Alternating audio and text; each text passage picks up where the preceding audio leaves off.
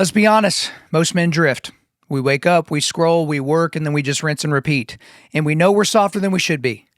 That's why I built the 31-day Resilience Reset. This is not a devotional. It is a field manual for men ready to stop drifting and start fighting back. So for 31 days, you'll train your spirit, mind, and body with scripture, prayer, and daily challenges that forge real resilience.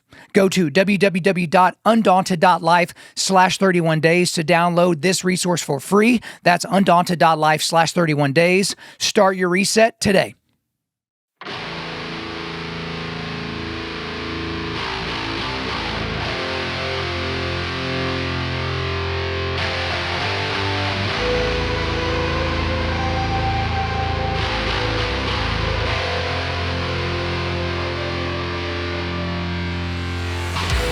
This is Undaunted.Life, a man's podcast. I'm your host, Kyle Thompson.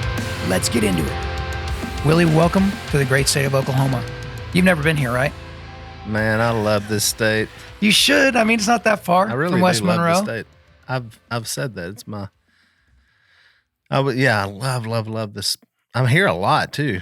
I do a lot of things in Oklahoma. But yeah, I just love it. I love the people. I love the bunch of aspects of Oklahoma I love. Well, the word is that we got all y'all's good duck hunting up here now. That it's kind of shifted to here in Arkansas. Is that the truth? I'm a novice duck hunter over It here. has shifted somewhere other than where we're at.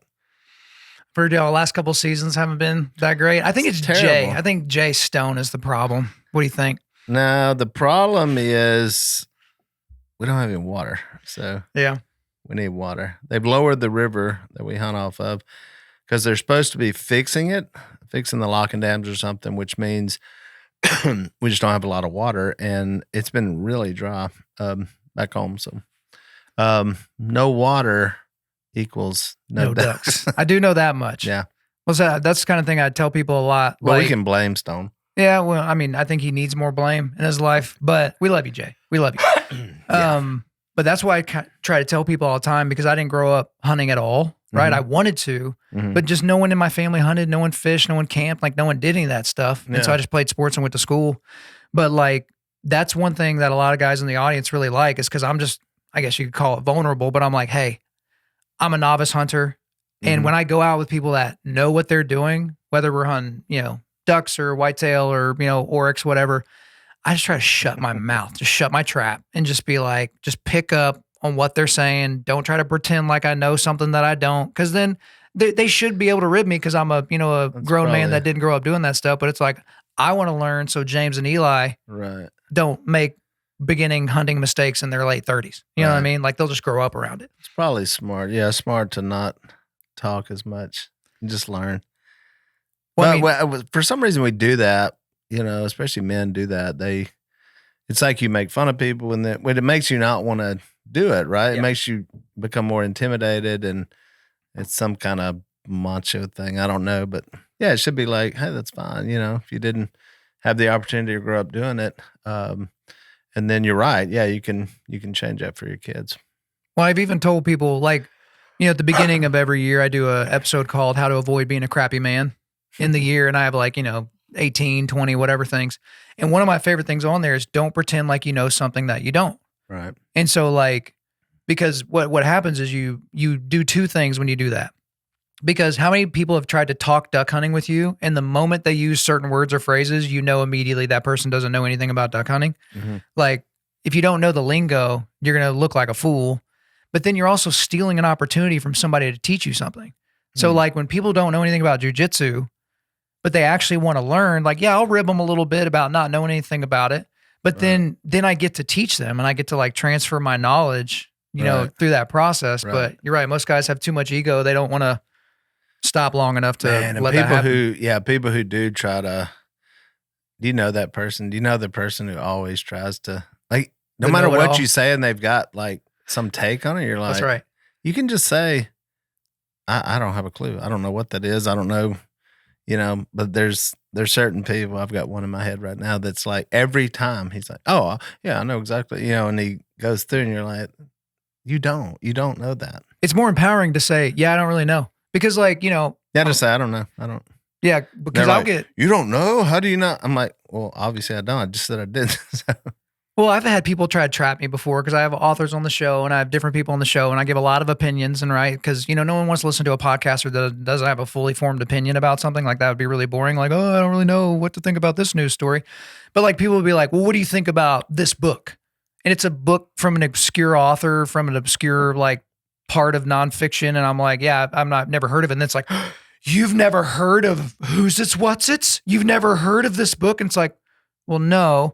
But I could like take a title of a book and pretend and then look like a fool if they ask me a follow-up question. Yeah. It's just like, if you don't know, you don't know. Like just, hey, no, I've never heard of this author. Is there something in that book that you think would be beneficial to me to read? Right. Just ask the follow-up and kind of go back. Right. But we just, we miss the opportunity all the time. Yeah. And you should be more, encouraging to not, rather than, again, try to belittle or people like, you just don't want to be like that. And that's part of your ways to be not a crappy man. There's a lot on there, man. Ways to not be a crappy man. I'm trying to think of some because it just came out. So it's like, hold your sources for truth to a high evidentiary standard is one, to where it's like, if someone purports to say they know something about something, but provide no evidence, you should not listen to that person. And I talked about that in a news context, but also it matters in a gospel context as well. Right. Because if you can't defend your faith or whatever, which, you did that with, Gospeller and, some other resources that you're doing. And then it's other stuff like, don't be late. Don't let sports ruin your night. Like the number of nights that I've ruined for people because my favorite team or favorite fighter didn't win or something like that. It's like, how dumb is that? I learned that the hard way, man. With LSU? Yeah. Well, I still remember the game. Actually, I ran into the coach who was coaching and I said, I've just got one question to ask you. And I asked him this question about the guy called a timeout, but they had already exhausted all their timeouts. Right. So that's 15 yards, I think. Yeah. We lost the game and I was mad. So that happened on a Saturday. Monday, I'm still mad about it. And then I thought, what am I doing? Yep. Like, what am I doing? How am I letting a bunch of 19-year-old men not where I'm at, make decisions and win or lose, and it's in any way affecting my mood or my thought? Yep. And I said, no more. So I told this story recently. It's embarrassing, but again, like I'm telling people things so they don't do it, right? Mm-hmm. So huge baseball fan, huge St. Louis Cardinals fan. 2011 World Series. I go to game 2 of the World Series. This is like bucket list thing, right? Cardinals won game 1. Hang on. What's up? What year is this? 2011. This Rangers, is when they Cardinals. played. Oh, Rangers. Yeah. When did they play the Red Sox? I think that was 13. Okay. 2013. I was one of those. I was at one of those games and they lost too. Okay. But I was, anyway, I acted better at that game than I did this one. So I go to game 2, Cardinals won game 1. They're winning in the 9th inning. Jason Mott blows the save. Cardinals end up losing, right? So we had some friends that lived just outside of St. Louis that were like, yeah, after the game's over, just, stay here and then just drive back home tomorrow because, 7-hour drive or whatever. Yeah. I was so overwhelmed with negative emotion because the St. Louis Cardinals didn't win a baseball game that I didn't play in, by the way. They didn't ask me to pinch hit or come out of the bullpen or nothing, right? What's wrong with them? Maybe they had won had they done that. I could barely speak, Willie, when I got to their house. Yeah. Here's this host family. They got a little baby. Is that when you lost your vocal cords? Well, that was a longer road. But hey, that may have been when my vocal cord collapsed. Maybe that was the whole thing. Maybe that was a little celestial spanking. Man, and I look back on that time because that couple, they go to our church now, and they've been friends for 20 plus years. And I just think, what a fool. What an absolute fool that I was to treat this family, this Christian family that opened their doors to me. And it was actually my wife, the lovely Kelsey, Undaunted.Life downstairs that you met. She looked at me one time this before we had kids, and I was, kicking the dog because the Cardinals were losing a game in like May or something like that. Right. And she's like, "You're kind of disgusting. I can't imagine having kids with somebody like that. You're a crappy man." When it was just because you want to talk about idolatry. Oh, right. Like, because I'm idolizing. Because again, with college football, it's kind of weird. Because it's like, you're losing your mind about an 18-year-old that dropped a pass. Yeah. Like he's 18 years old. Yeah. Like he's barely at the age where he can trust a fart. But he gets paid. I mean, that's his job. Well, he would not then, right? It wasn't at the time. Well, it was under the table. They were getting paid. Hey, when you listen to Coach O stories, which by the way, Coach O, that dude needs a documentary. You think we can make that happen? Does A&E? You have any connections at A&E? You think we can get him no, that documentary would have to be on like HBO or something. Yeah. That would be insane. But yeah, I mean, it's just. You just said that's it. And that's when you learn. Well, and so the thing is now is I can still feel that crazy ginger energy in me when I'm like watching a game. Mm-hmm. And so what I've done for years now is if I really care about the outcome of a game, I just won't watch it. Mm-hmm. And people are like, but you're robbing yourself of all the excitement and all the whatever. I'm like, no. Actually, what I'm robbing myself of is 3 hours of living and dying with every pitch, living and dying with every possession, living and dying with every 10 yards. Right. It's just like, I'm just not going to do that. My boys will never see me lose my mind and cuss and break something or whatever because some play went the way that I didn't want it to go. Yeah. And yeah, I'm missing out on some fun comebacks and some walk-offs and some, knockouts and whatever. But it's like, it's just not worth it. It's so super not worth it. Yeah. But, Well, yeah, I mean, there's a way that you can do both. I mean, you don't have to. I mean, because I'm still not emotionally mature enough to get there yet, Willie. But maybe when I'm 40, which is this year. Did you not watch the other night? The Steelers are playing the Ravens. The Ravens. So I'm not. I don't really have a dog in this hunt, but it was so crazy at the because I'm kind of pulling for Aaron Rodgers. I think anybody that's closer to our age, you're like, let's go. And so it looked like they had, and then the guy misses the extra point. I mean, it's like, I'm like, oh my gosh. Like, it was so nutty. He like hadn't missed one in 5 years. And then they just go right down the field. It looks like it's over. The guy makes an unbelievable catch, and then their kicker missed it. And that's what I'm saying. That's such it's hard to find that anywhere other than sport. Like you don't have these like. Right. And like I said, it wasn't my team. It wasn't, but I did enjoy it. And so, yeah, I kind of found that balance. But I did, that one time and I said no more. Yep. And like if we lose, which now the way college playoffs are, you can lose now. It used to be if you lost, it's over. Yeah, you're done with. So it's basically the whole season was the playoffs. And so now you've got a little breathing room. And that's when, and then when I felt like LSU was out of it, and then and then I get into hunting mode, and then I'll miss like 4 games in a row, and which is kind of funny. Hey guys, real quick. I know a lot of you train for very specific things. So maybe you've got a mud race coming up, a mountain hunt, a 5K, or maybe you just want to keep up with your kids or you just don't want to let the old man in. But for a lot of you guys, whether you're working out at the Globo gym or even your garage gym, you get there and you just don't know exactly what to do. And so you just kind of settle for the same old workout routine, maybe some bench press, bicep curls, a walk on the treadmill, and you know you're not really getting the most out of your workout plan. And I want you guys to stop wasting time at the gym. No more settling. It's time for you guys to get a guide to help you reach your fitness goals. And that's why I want to remind you about my good friends at Mountain Tough. Mountain Tough is a fitness and mental toughness app developed by military special operators and mountain hunters that's becoming a global movement for building mentally tough athletes on and off the mountain. Mountain Tough is a native app ready to be downloaded on all platforms, so that includes iPhone, Android, Apple TV, Roku, and there's more.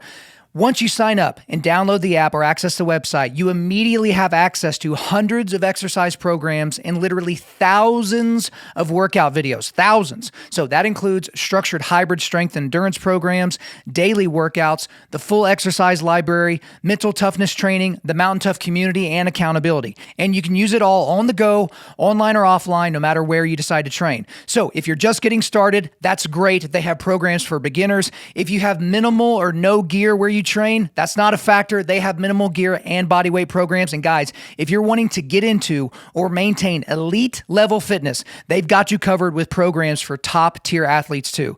And for a limited time, Mountain Tough is extending Undaunted Lifers like you an incredible offer. Go to mountaintough.com. That's MTNtough.com and enter the code Kyle when you sign up for a monthly plan to receive your first month free after your 14-day trial. So that's 6 weeks free to make sure this is for you. I'm sure it will be. That is 6 weeks free on the best-in-class physical and mental training app in the world. So stop wasting time. It's time to get real fitness results. Let my friends at Mountain Tough guide the way. Again, go to MTN Tough. That's mountaintough.com, promo code Kyle. Well, one of my hacks is I will just not have a favorite team. And so like I can watch college football, I can watch March Madness, I can watch, fight or something like that. And I just don't have favorites. Right. And so there are teams that I prefer to win and teams that I prefer to lose. Yeah. So if LSU, because I generally like LSU because I met some LSU fans when I was in like high school or whatever. So I generally like LSU more than I like Mississippi State. Right. But if like LSU's playing Mississippi State on Saturday and they're both ranked and it's, a night game at Baton Rouge, which is one of my bucket list things, to go to a night game in Baton Rouge and to eat some Cajun food all day. Definitely need to do that. But I will figure out who I'm going to root for when I turn the game on sometimes, right? Yeah. But if it's just a good game, like this team versus that team, I'll just kind of, all right, well, I think I'll pull for Ole Miss in this one just for funsies, right? Right. And then if they win, like I get a little bit of a charge or whatever, but this is how my boys do it, 5 and 3. They'll see a team wearing orange and then they'll see a team wearing white. And then they'll be like, well, I want the orange team to win. I was like, all right, boys, we're going to root for the orange team this afternoon. Yeah. And so they don't know it's Clemson. They don't know anything about Dabo Sweeney. They don't know anything about anything. They're just like, the orange team is playing the white team. Right. And it's just a lot more fun that way. But I mean, it really just, for me, just comes back to identity. Like, where am I going to find my identity? And I used to find it in the sports teams I liked and then my hobbies or whatever. And it's just like, with this podcast and with people kind of looking at the things I'm doing and saying, and also here in this own household, it's like, I just can't give my energy to that. It's so temporary, so fleeting. All the things that especially sports. And I remember I taught a lesson one time and I said, if you know the roster of I think I said the New Orleans Saints because I was in Louisiana. If you know that more than you know the scriptures or the word, then there's a problem. Well, I want to talk to you about that because, legacy has been a word that's kind of been stuck in my brain for a while. Cause I heard this guy on this podcast. He was talking about how he inherited like his grandfather's Rolex, right? So it was just some, Rolex that his grandpa got, but I mean, I guess that's the only watch that, continues to appreciate in value or something like that. So grandpa gave the watch to dad, right? To his father. And so he watched his grandpa wear that watch all the time. Yeah. And then he got to see his dad wear that watch. And then he got it. Same watch, right? It's in immaculate condition. And he's like, he's not just wearing a watch, you know what I mean? He's not just like, hey, I have this watch so I can tell the time. He's like, this is my grandpa right here. This is my dad. Right. And then I was trying to think like, hey, do I need to get some watches that I can like pass down to my boys and all that? And then I'm like, oh shoot, Rolexes are expensive. So if you're a jeweler out there and you're a huge fan of the show and you just want to like send a couple of Rolexes my way, we got a P.O. box at the bottom of our website. But then I saw this video, this guy, he held up a Bible and it was like, so here's the normal size of the Bible. And it was like this thick because his dad would read the Bible 4 times a year and he would take little pieces of paper. And as he was reading the Bible, he would jot down notes and he would like, I didn't have this here as a prop. I normally have this on the table, but he would just take it and slide it in where he was taking the note. And so his dad's Bible was like that, super worn in. And I already told the story of, this Bible, when you were in, with us in Jacksonville, like I got, the symbols put on right there. And my boys are going to see me carrying this Bible all over the place. And I'm like, that's legacy. And I saw that video, that grandfather over Christmas, he recorded himself reading the entire Bible and he put them on like thumb drives or whatever. And that was what he gave his grandkids for Christmas. Wow. And he gave them like study notes and different things like that. And I'm sure like if you're 7 and you're like, oh, I really wish I had gotten a PS5 or something like that. Right. What's this? But at some point that kid's going to be like, oh my gosh. That's my grandpa sat down in front of a microphone, but like that's, legacy. How many kids do you have? 2 boys. Make sure you have 2 Bibles. Well, it's funny. I have 2 of these now, right? So I got 2 of them. So there's no splitting it and all that. But I mean, I just, think about for you and really the legacy of your family, right? And where it could have gone with Phil and Kay. Yeah. Versus where it's going now. And like, that's where it was headed. Yeah. But just seeing like even you, because yeah, I mean, there's the fame and the shows and the Masked Singer, and there's stuff, right? Like there's money and there's real estate and all the things, right? But everything comes back to the gospel, right? For you, and it's just like if you want to talk about legacy, you can hand down property, and that's great, and you can hand down stuff and money and gold bars and guns and all that stuff, and all that's positive. Yeah. But if you don't have a gospel legacy in your family, and that's what I'm trying to start with my boys, Well, you find out what's most important. One of the things, this may sound morbid, but I get a lot of obituaries because we're mentioned in them. Duck Dynasty's mentioned in and so it's fascinating. And it's fascinating to read someone's obituary, which is just a couple of paragraphs, right?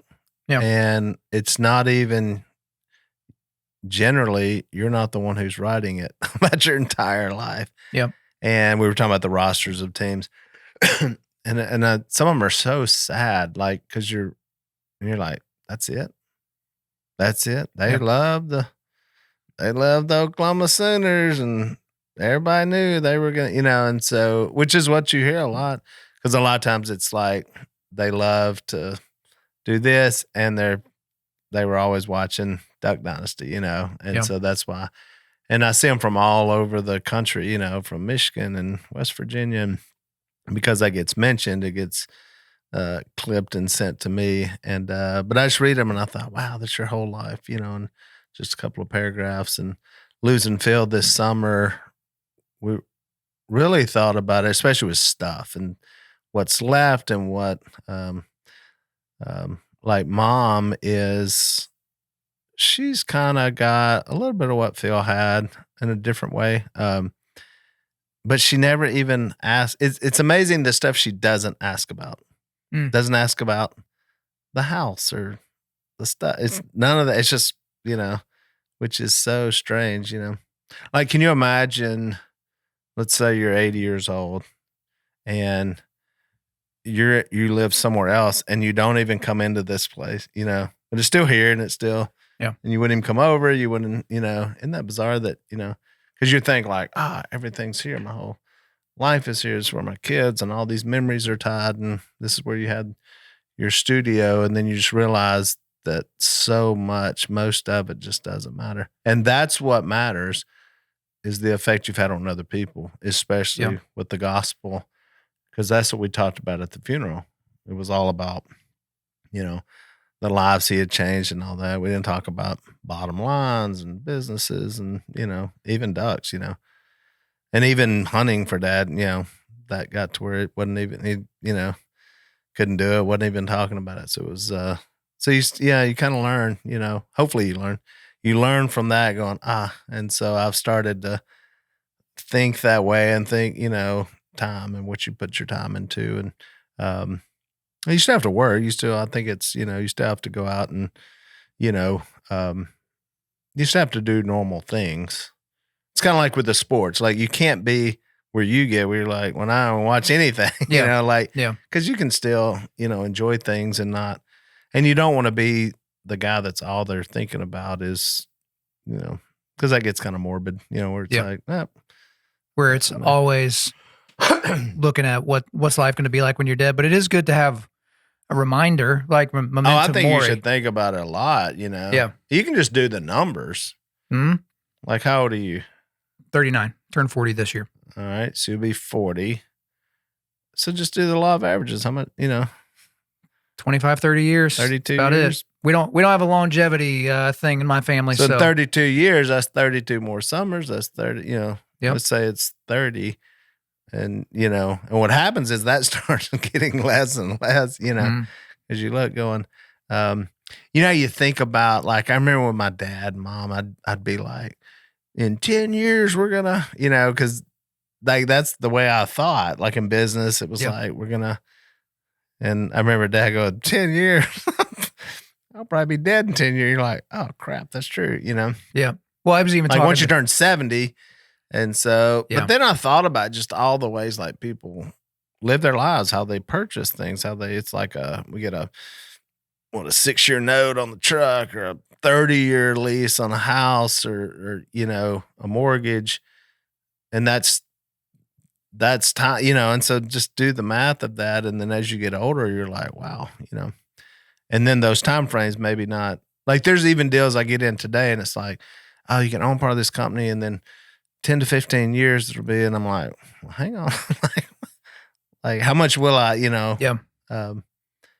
So I think to have that in mind, I don't think it's a bad thing. I think it's a good thing just to realize how short life is. Well, because it brings everything back to the gospel. I was talking to this guy named Brian, who's buddy of mine, and he's in my coaching program called Dominion.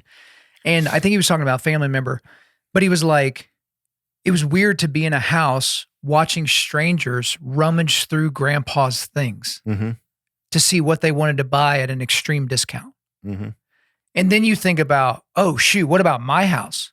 What if I were like watching as a drone followed strangers around my house, giving me a live video feed of people going through being like, oh, these underwear don't seem that bad. And all right, these baseball cards maybe, but no, those are, I think I'll take those $10. Right. And then you're like, wait a minute, like all this stuff, whether you're collecting things. And again, I'm not anti-hobbies and all that, right? Like I think you should have some ways to blow off steam and whatever. But, last year, and I've talked about this a lot on the show, it's like we lose Phil. Mm-hmm. We lose John MacArthur. Mm-hmm. We lose James Dobson. We lose Charlie Kirk. Mm-hmm. We lose Vody Bakum. Yep. And it's like... And Hulk Hogan. And Hulk... you got to mention Hulk Hogan too, right? You got Hulk Hogan in there. You got some other folks. But it's like, for the sake of the gospel, you have these men that are like just giants. Absolute giants of the faith. Right. And then you're like, okay, but who's going to take over for them? Right? Like, who's going to replace Phil? Who's going to replace Vody? Who's going to be the next Charlie Kirk? And what I tried to start telling people is like, you guys realize we don't get a one-to-one switcheroo, right? Right. Like, no one's just going to waltz in and be the new Phil Robertson. Like, we don't get that. Like, the real answer is how many of us are going to start taking our roles as gospel spreaders, as heads of our household, as people that are going to catechize and raise their children up in the nurture and admonition of the Lord. How many of us are going to start taking those roles seriously because we're not, having to be like, oh, well, I don't need to say it. I'll just send somebody this sermon from, John MacArthur and let him explain it. Mm-hmm. So I don't need to know it because he's going to know it for me. But again, like talking legacy, like that's the legacy of Phil. It was Bible always nearby and the gospel on his lips at all times. And, it's encouraging for me to, get to spend as much time as I've been able to spend, with your family and in West Monroe and in different things to see now the generational legacy of y'all's kids getting into gospel-centered ministries and, whether they're doing it professionally or just on the side, but even just people that aren't doing things on Instagram, but just in everyday life, just living a gospel-centered life. Well, I think you're right. You don't replace some people. You can't with like one person. Like I see aspects of Phil in a bunch of people. So you can see that living out in a lot of people. And I think if you go back to, so you got to go back to Jesus, which is what you and I believe, and that, believe in the gospel and believe in that, God came down to earth and in Jesus. So when Jesus left, well, who's gonna replace Jesus? But I'm sure that was the thought. The apostles we are need that guy. We this whole thing, nobody can do it like he did. And I'm sure we're all like that. I'm sure there's people who depend on you and me and going, well, nobody can do that like Willie, or nobody can do that like Phil, or nobody can do that like Hulk Hogan. Of course, Hulk Hogan, yeah. So who's going to do that? So what you saw aspects of Jesus in all of these men and women who had followed, and that's where you start, which is what he said was going to happen, is you're going to, then I'm going to live in you and through you. So the Holy Spirit shows up. So there's another whole thing going on where you can actually, and then people will step up, would, in Acts chapter 2, would Peter have gotten up and spoken like that if Jesus was still there? Probably not, you know? And now that it's on him, which is so remarkable too that Peter did that because he had just screwed up. So he just kind of screwed up. Yep. And I think a lot of men will, once we screw up, then we're like, we're disqualified, right? We're disqualified from, we're like, we were talking about football earlier. Like, once LSU or Texas or Oklahoma, once you've lost, then you've screwed up, you're beyond, it ain't going to be you. It's going to be someone else.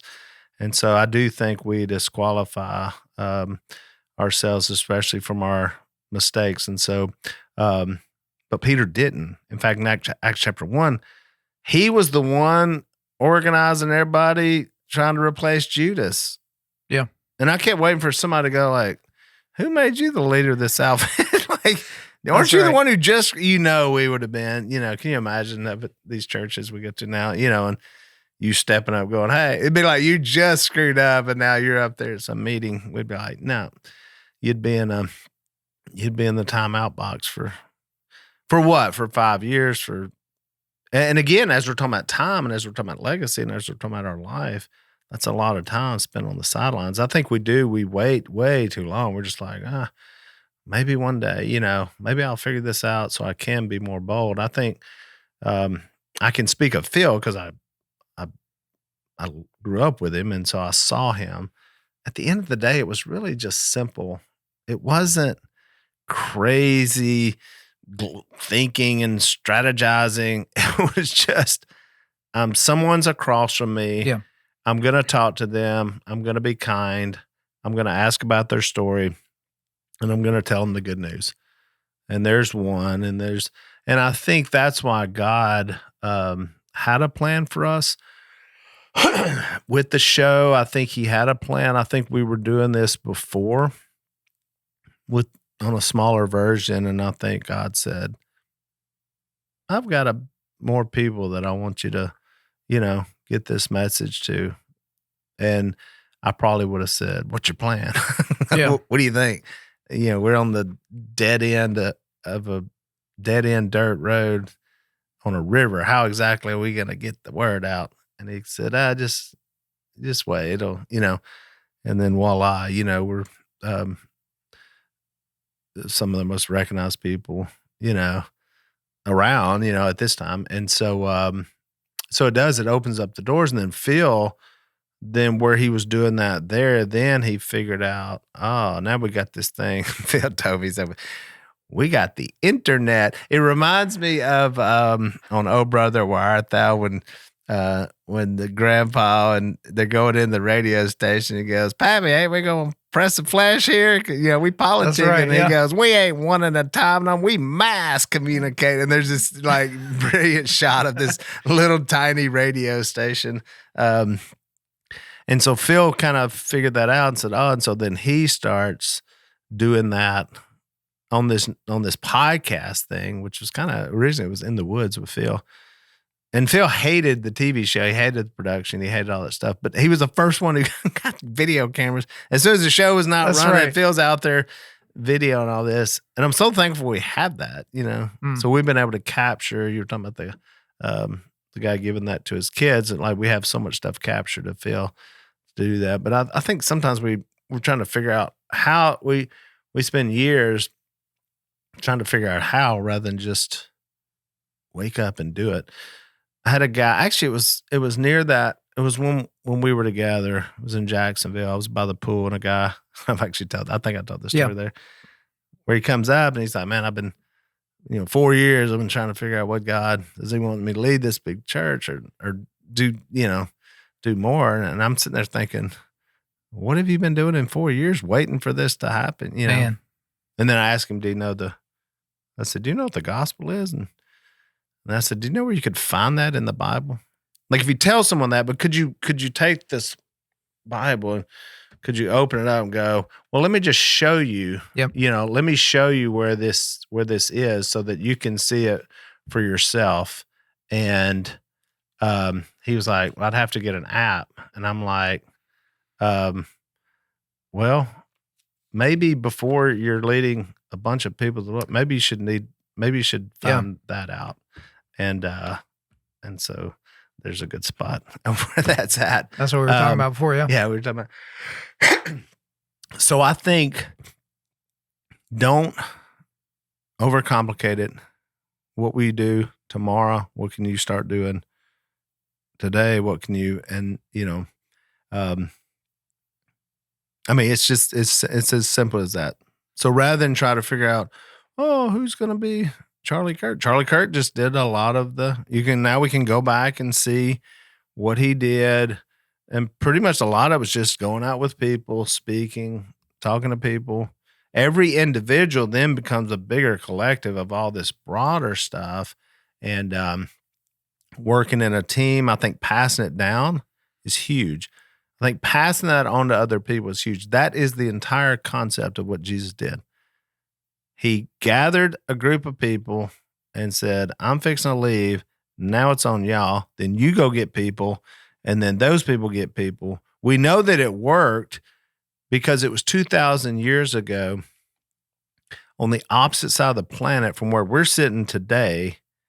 We're still talking about it 2,000 years later in a completely different language, completely different nationality, people of how we got here, and we're still talking about that. So I know that whatever they passed down, that got passed down year after year.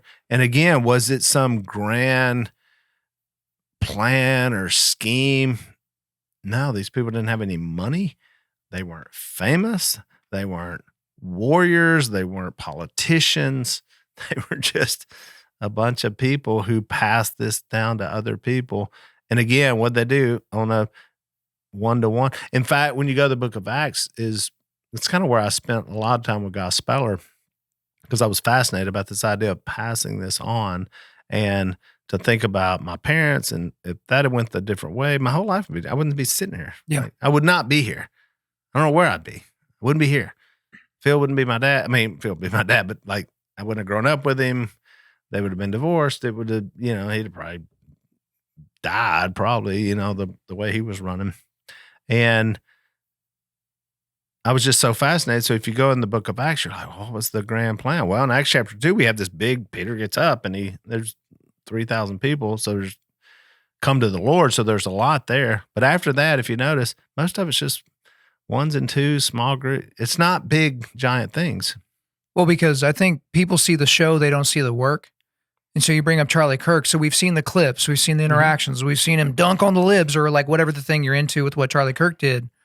But undergirding all of that is a lot of time in study, a lot of time reading, a lot of time praying. Right. And you can see his affect change over the years, where 5 years ago, it was just strictly capital C conservative politics, right. But it was wrapped in the American flag and wrapped in, Jesus a little bit. But then it became very gospel-centered the last year to 2 years before his assassination. And so, it's kind of what we were talking about off air with like how I consume content, because it's kind of hard for me to read even to this day, even though I read all the time. Right. So I just try to get as much content in as possible, because when it's time to do the show, whether it's recording this, recording over there, or speaking live or something like that, it's just go time. The lights are on. You got to say stuff, and you got to try to add value to people and bring them back to the gospel. But most people just forget about, like, they see the shots go up and go in the hoop or not, but then they don't see the hours and hours and hours of shots that were taken with no cameras around. And I think, especially for Christians, which this is why with Goss Speller, some of the devotionals you've done as a follow-up, like some of those other things, is helpful for men because it gives them some sort of a plausibility structure, some sort of like scaffolding to figure out, okay, this is how I can actually do it. Because I get so frustrated, Willie, with guys that are just constantly getting ready to get ready, right? So they know they need to drop some weight. They know they need to start working out or whatever. And so they spend months researching running shoes, researching the types of modalities they should do, Metcon versus zone 2 cardio versus blah, blah, blah, whatever. They never just put shoes on and go walk or go run or get down on the ground and do a push-up.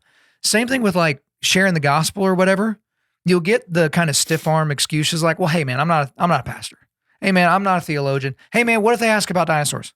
What if they ask me how old the earth is? Like what, I saw a big boat in Kentucky once and now I'm supposed to believe that everything's 6,000 years old, but I don't know how to defend it. What do I do? It's like, that's not what you're tasked with doing, right? There are people that are pros at answering those questions, right? They're professional apologists and they're spectacular. They write great books. They do great debates and all that. Your job is to say, this is what Jesus did for me. This is where I was. This is where I am now. And for some people, that transition story is going to be a lot more dramatic, right, than others. Yeah. But it's like, I was a depraved, black-hearted sinner that had no hope for eternal life. Right. But God sent his son down to this earth to die on a cross. He was raised from the grave. He ascended to heaven, and all we're waiting on is for him to come back and get his bride. And then you can't save him anyway. That's why, the more you read the Bible, you realize, oh, shoot, I can say the words, but I can't do the act of saving. Well, it's not sharing your faith is not science. Right. It's art. Yeah. It's art. It's, meaning you can tell one person that story and you can tell another person that same story. Yep. One person accepts it. One person says, no, not a chance. And so, why was Paul said, I pray. He was praying that God would give him the words to explain the mystery of the gospel. Well, he knew what the gospel was. I mean, Paul wrote half the New Testament. Yeah. Why was he still praying? Because some weren't coming around to it. Yeah. And so I do think it's smart to think, oh, okay. Well, he was speaking to a bunch of different audiences too. Yeah. All Jewish audience. Okay. Then an all Greek, but even in that, it's all different. That's right. It's all, so now we're talking about relationship. We're talking about, how would we communicate? And in order to get the story across and to strike a nerve, there's oftentimes I'm like, let me try this. Oh, that didn't work. Let me try something else. Because you mentioned Charlie Kirk, dunking on the libs, but was he really dunking on the libs or was he really caring? Why would he care? Right. Do you see how tender he would be with people that identified as transgender? Yeah. He was always so tender with those people because he was trying to bring them to truth. Why would he care? Why would he care about what would he gain? What would he profit? I see him, when you see him talking to people, there's a genuine, generic caring about another person and really wanting to see if their ideas were good or bad, or maybe they weren't thought out. Maybe they were just, and maybe it led to, which is really, that's the gospel's the same way. It's like, well, let me share this with you and maybe this can help you out. Maybe this can give you, some of that peace. And so that's why I said it's not a science. It's an art. It's, we take the idea of the church. It's like, I can tell one person, hey, would you like to have community and people that would, and that sounds a person great. Be like, yes, that's really what I need. And I can tell another person the same thing and they're going, ugh, gross. No, do you realize how much I grew up in this place and they did this and they said this, or I was abused. There's real stuff. So the idea of a big group of people coming together for one person sounds exciting and another person sounds like hell on earth. And they're like, no, that's the last thing I want. So therefore you have to, that's the adjustments you have to make. You're still telling the gospel doesn't change. The story doesn't change of what Jesus did. But I think our methods, I think how excited we are about it. I think you find it could be one thing. It could be something that you couldn't. There's so many friends that I've had, like Mark. Do you know Marcus Luttrell? Has he been on your show? No, he hasn't been on the show, but I'm very aware of him, of course. So Marcus, I'd shared with him a lot, and can you imagine the perspective of death and life? Yeah. On another level, obviously, that I'd never even hung around. So the normal stuff, are you scared of dying? This person has seen way more than most people on the planet. And something that broke through to him, it was beyond I still don't understand what exactly. It was more through a science and a thing, it was on a different realm kind of that general conversations and whatever that was. And so science is part of it for some people. Yeah, they need they've got to get through, some of the issues. You see it with really smart people. Jordan Peterson or whoever this, I can see them. He wrote a whole book about it. Yeah. You can see this wrestling, with God. And so that can be with on a bunch of different levels. And so I think sometimes we make church, like we go in there and we're kind of giving this generic thing to all these people, but there's so many different levels of where people are and whether or not I think it's different whether or not you're rich or whether you're poor, whether you're certainly probably an American versus someone that, a Venezuelan or a Brazilian or whatever that, because all that's going to factor in on how we're going to tell. Again, we're not changing the message, but way different ways of how you do that. Just read the book of Acts and see how it was done. There was all kind of like questions Jesus asked. The rich young ruler, he comes and says, go sell everything you got. He didn't say that to other people. Yeah. Other people, so it was all these different ways that how it was done. And so I think we as Christians we are so lazy and we're just, we're not even, one, we don't know, we don't even read this, Right. And it's now on the shelf though. Yeah. We've got it down to like, I get a verse a day and I read that and go like, that's awesome. Maybe I could, but we don't. And so once you know this, I think about like a quarterback, going back to football, like we were talking about the Steelers. So Aaron Rodgers walks out there, right? So when he's looking, it's like the fourth quarter. What does he look like? Do you think he knows the plays? Of course he knows the plays. Yeah, I got to. Okay, he's not going, hang on. Like looking at his wristband, trying to figure out this. Am I supposed to throw it to that dude? He's looking at the defense. Yep. And he goes, he's here, he's there. And okay, that means this spot, and probably in the NFL, it's probably half this table. This is the opening. This is where a ball can get over this, around this, and meet this guy. And so think about if we share the gospel like that, to where if I sit down with you, well, I know what this says.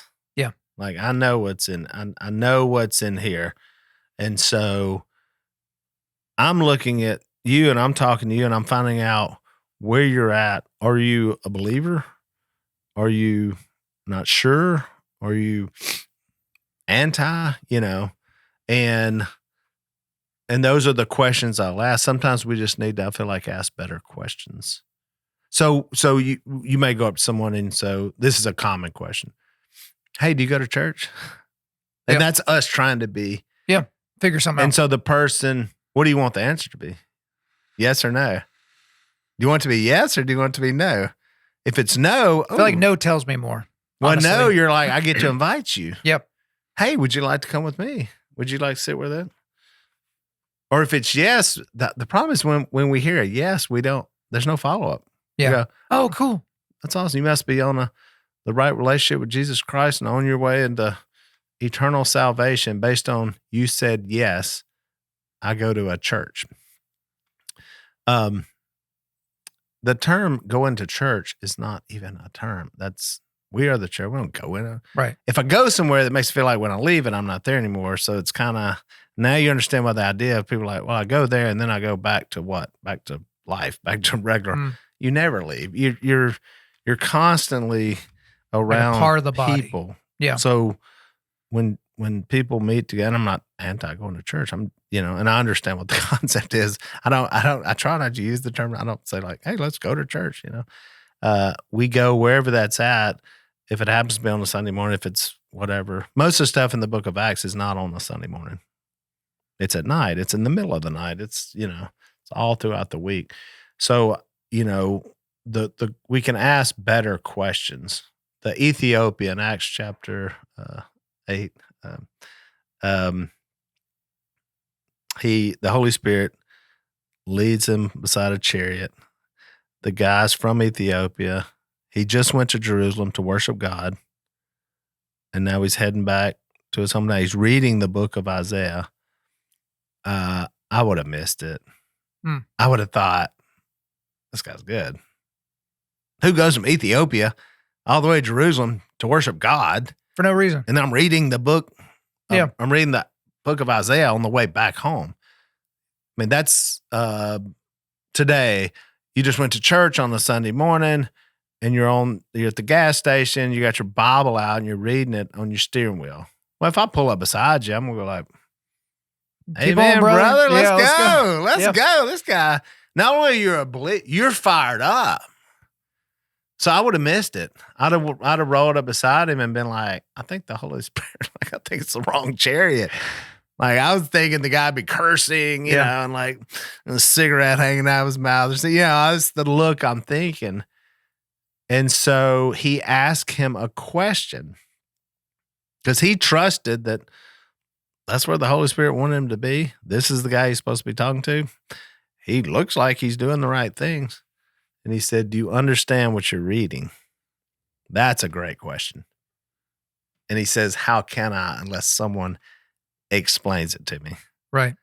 So that right there, because when you were saying like, we're not saving, I know we're not, but things need to be explained to us. You were talking about hunting earlier. Yeah. You were like, hey, I don't know some of the things. I didn't grow up doing it. Well, you need somebody to explain it to you. That's right. You don't need me to say like, well, what kind of wuss are you? You didn't, you don't know what a, well, no, like you need someone to explain it. And so he says, how can I? So he jumps in there with him, starts with that very passage in the book of Isaiah, which is also why you need to know what's in the Bible. Because if someone does ask you, it's great. What if it had been like, shoot, Isaiah, who is that? What is that? So, and he was talking about the lamb being led like a sheep to the slaughter. So he starts with that and explains to him Jesus. And all it says is, the only thing it says in there, it says he explained the good news of Jesus. That was it. That's all we know. And then as they're going along, he looks and says, look, there's some water. Why shouldn't I get baptized? So he's asking, the question back to him is, can I get baptized? Like, there's some water. Obviously, that was part of the story of the good news, obviously. And so they stopped the chariot and he baptized him. I would have come up with like at least 5 good reasons why he probably should have went back home and got baptized. I'd have been like, why don't you go down there, gather all your people, your friends, y'all, and you can explain to them what you're doing. But there was this kind of an immediacy about that where he just says, no, we're going to stop, do this. And he sends him down to Ethiopia. So the question he asked, so he didn't, I think what happens to us, we ask questions, you go to church? Yep. Oh, great. And we're just like, I tried. Yeah. I tried my best. No, you did. That's a terrible question. Yeah. You know how many people, like, I would say that, somebody would go, yeah. And they would call the church. It's the one I go to. I'd be like, well, that's funny. I've never seen you there. Like, yeah, I ain't been in a minute. You know how many people say they watch Duck Dynasty? Oh, I love that show. My favorite show. Oh, yeah. You like Uncle Si? Who is that? Which one? Is that which? And I'm like, you haven't watched it all, which is fine. I don't, Yeah. But it's funny how we think, oh, we love that. People do love like that show, I go to church. It's like, when's the last time you even, I don't know, a couple of years. But in their mind, they're going, oh, this is where. So I think sometimes we need to just ask better questions. And then to think this, okay, so we go to a church. We're going to bring somebody in there. Now, this is if you're not going to talk to. You're going to bring them and they're going to sit beside you. Now, let's say they don't believe any of this stuff. The first song, my arms are up, my eyes are closed. I'm just wailing away. I'm singing. I'm probably crying. And this person's going, what in the why am I here? And the guys, and everybody's like doing this thing, and we're talking about the redemptive work of the Holy Spirit, and we're we're all brothers and sisters, and these people are looking around going, it would, it'd be like going, did you say you sold insurance? Yeah. A couple of different times, yeah. Can you imagine if you wanted me to know more about insurance and you said, Willie, come to, look, Oklahoma City, we're having the National Insurance Convention. Do you go to an insurance convention? They're all over the place. No, I don't. Like, come with me. That's right. And we get in there and they're like, mortgage rate, we're gonna, and we start going through all this, and people are just like, yeah, I love my disability policy, and I'm going, these people have lost your mind. Yeah. Would that make me, per se? I'm not saying it's a bad thing. It's just like, maybe that's not the best method. It's just they hope they get it, because a lot of times, even in a church, like, it's according to what's going on that day, but you may not even hear the gospel. Oh, in a lot of churches, you're going to get some life lessons with a little bit of scripture on the back end. And again, whatever happens on Sunday morning it is what it is, but it's for believers generally. Correct. Yeah. It's for people and so you may not hear someone walk through the gospel. You may not hear what the responses were to the gospel. But how many people sitting in you may not hear about that chair are not saved? They've been there for years. They're a churchgoer, but they're not a Christian. That's it. Yeah. Totally. And so, yeah, I think they're a great place to probably convert a lot of people because they're probably just there and they're trying something. Think about it. We live, I don't know what, Oklahoma's technically a place without a region, but we're not technically the South. We're not the Southwest. We're not the Midwest. I don't know what Louisiana. We're here. But none of us are sure. Yeah, we're Southern-ish. All the other states are wondering who are y'all. We're Southern adjacent. Okay, so that's what we are. But what I call it country music theology. And so your grandmama and grandpapa went to church. When you vote Republican, and you like listening to country music and God's pro all that stuff. And so you get to go to heaven when you die. That's what a lot of people think. Mm-hmm. And then there's also a lot of people, Willie, that have been to church a few times. Maybe they themselves got baptized when they were a kid. And they're like, look, man, I believe in God. I believe Jesus was a real guy that, died on the cross and all that. But it's kind of where you mentioned Jordan Peterson earlier. They believe that, but they don't believe in. Mm-hmm. So they believe that Jesus was a Middle Eastern Jewish construction worker that died on a Roman cross at the behest of the Jewish Sanhedrin roughly 2,000 years ago. They believe all that happened. And even Jordan Peterson is on the record saying he believes that Jesus was resurrected from the dead. Mm-hmm. But he is not, as Joby has taught a lot of people, pishtuoed is the Greek word. He has not put his faith in the fact that happened for him, right? That's the difference. Right. And I go back to something You know that for sure? What's that? You know that for sure about Jordan? Well, yeah, so he was on the record. He was actually with Alex O'Connor, who's an atheist podcaster guy, and he asked him, like, hey, let's say a camera's pointed at the mouth of Joseph of Arimathea's tomb. When was this? This was last year before. Okay. And he's like, what would you expect to see 3 days after Jesus was put in there? And Jordan said, what I expect to see Jesus walk out of the tomb. Uh-huh.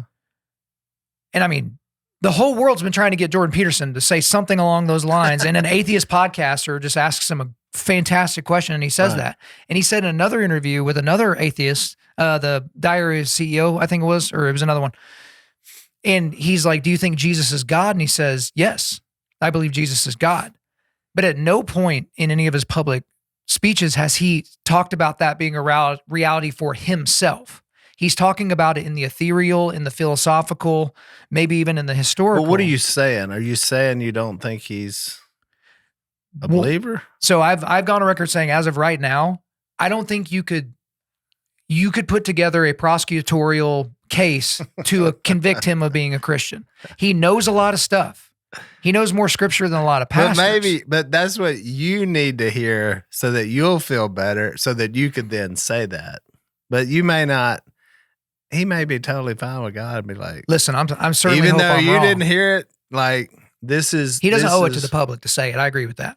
Yeah, or how he says it, or it goes back to when we were talking about like, what do you have to know? I never thought about that. Where you're like, what do you say? You have to a podcast has to have like certain conviction or certain things that they're like that. Maybe that's why I don't have a podcast, because there's a lot of things I'm like, I don't know. I don't really know.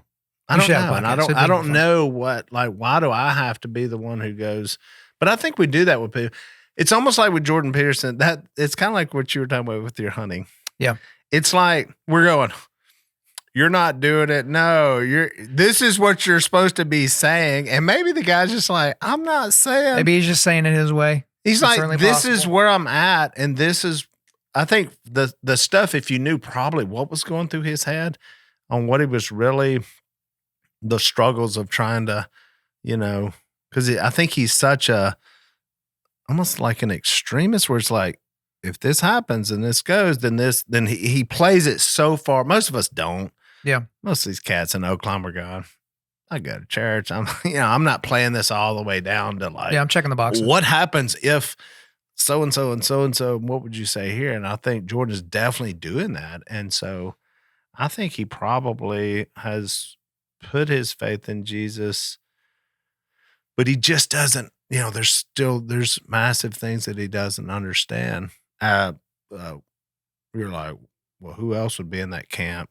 Somebody like Peter, who totally denied even knowing who he was after 3 years of being with the guy. And was constantly confused, asking follow-up questions. Like, it's like, totally Jesus is like, dude, I told you. I told you this was going to happen. Said, I don't know him. How long have you been married? 16 years. Can you imagine if you were at a conference and people were asking you, were you married? And you said, no, not at all. And like, what's your wife's name? Kelsey. Yeah. Well, I thought Kelsey. I thought you're Kelsey who? How do you spell Kelsey? Yeah. Can you imagine coming back home? That'd be rough. Once that was out, where you didn't just say you weren't married. You didn't just take the ring off. You said, I don't even know who that person is. That's level. What Peter did. How long are you in your marriage? How long would that take y'all to get over that? Be a minute. Over that mistake. Yeah. Either way, if she did it with you or you did it with her, massive, massive, massive. So then will we determine, I think we today will be like, wow, Peter, I don't even think he's a Christian. How could you go 3 years and deny, and then when it gets rough and then you're just going to sit there and start cussing people out and lie over and over and over. I think with Peterson. So I was saying I would be careful about how we were like, he wasn't even a Christian. Well, so what I've said with Peterson is I don't think there's someone who's been more important in modernity for Christendom that is probably not a believer than Jordan Peterson because of all of his respect for Scripture. He respects the Scripture more than a lot of pastors do. But there was another podcast he was on where he got absolutely frozen in his tracks, which almost never happens. Because the podcaster who was a Christian asked him a very pointed question, because everyone asks him the same question. Do you believe in God? Do you believe in Jesus? Are you a Christian? Like that kind of stuff. And he always goes, I don't even know how to answer that. And everyone's like, well, of course you do. It's either yes or no, and it's binary and you move on. But this podcaster basically was talking about where it talks about, hey, if you deny me before a man, I will deny you before my Father. Right. And Jordan was stopped dead in his tracks because you could tell that the questioner cared about Jordan and cared about his salvation. And so that was tinging in a positive way how he was even asking it.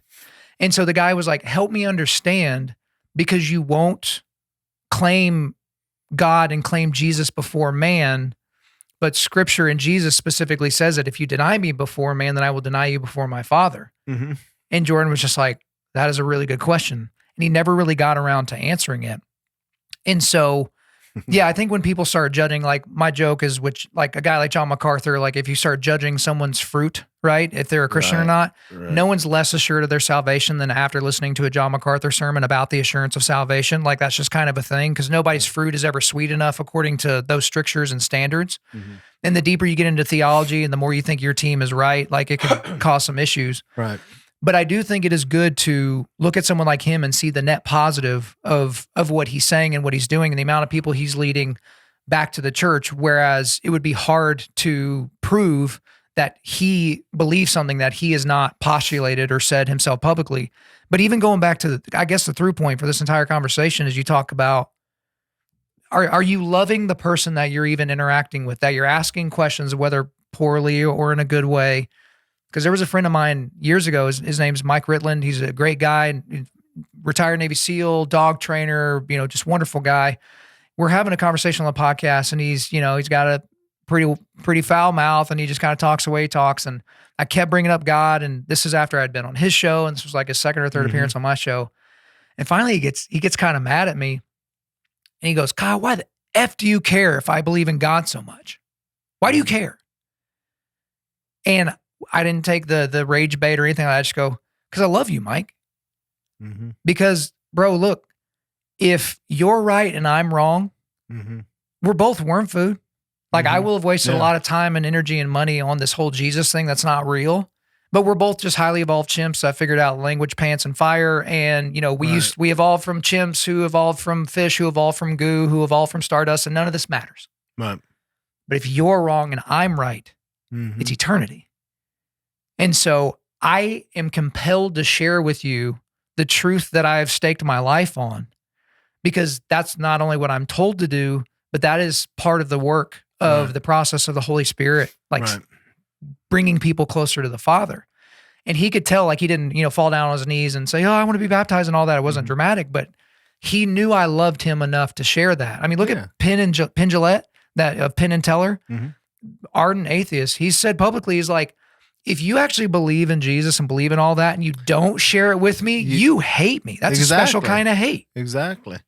Which that would make total sense. And back to Jordan Peterson. The other thing is I realized too, because you're talking about a lot of stuff he says on podcast.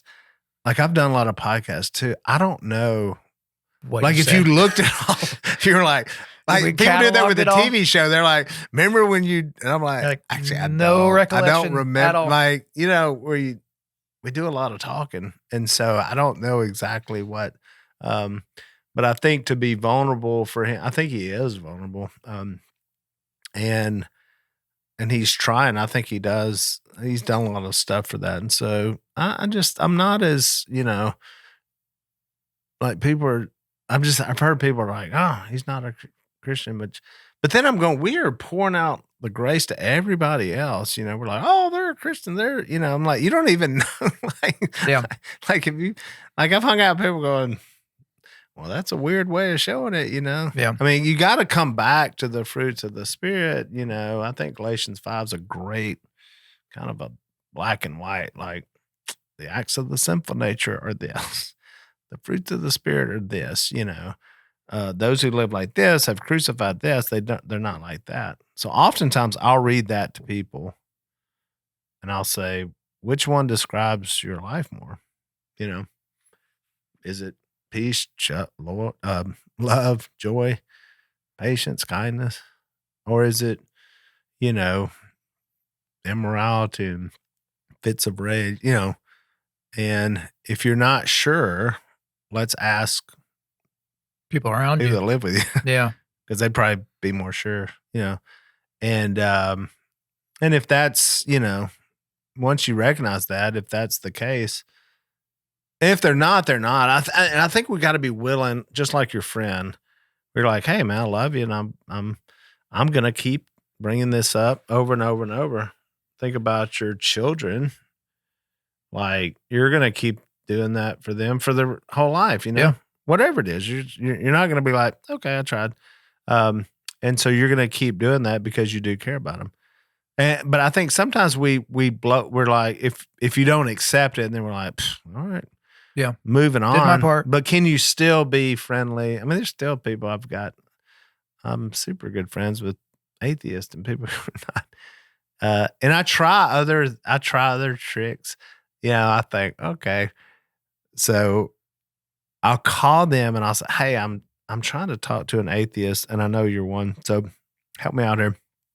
And I use them. Yeah. Like I'm trying to figure out this so that I can try to get the gospel. And what you're getting it to them again, but you're like going, "Hey, I'm not preaching to you. I get where you're at. You're my test dummy. But help me to maybe bring this guy." And so I use mixed direction a lot with people. Like if I'm talking to you, there may be a guy sitting right here that I'm like, I'm going after him. But he may not be able to handle this, so I'm going to tell you. Or I'm going to tell you a story about maybe my father. Mm. So it's like, I'm not talking about your story, but let me tell you what. Yeah. I did that recently on a golf course. I was sitting with a guy and I started telling him the story because we made a movie about it. And so it was apropos, I was just telling him like, hey, and then he did this and his life was like, and I knew I was speaking right to this guy's life, but I wasn't going like, what are you doing? What are you up to? Yeah. Never had to ask, never had to tell him. He's sitting there listening going, crap.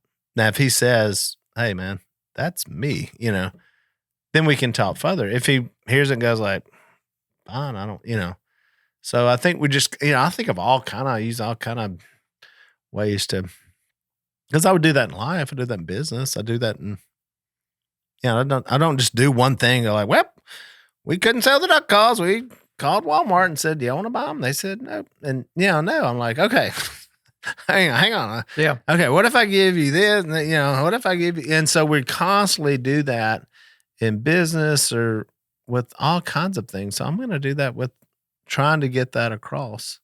One, it starts with caring because I got to care about people. And it's John chapter 4. It's the woman at the well where Jesus goes up. He talks to this woman. Well, she knew something just by him being friendly to her. Right.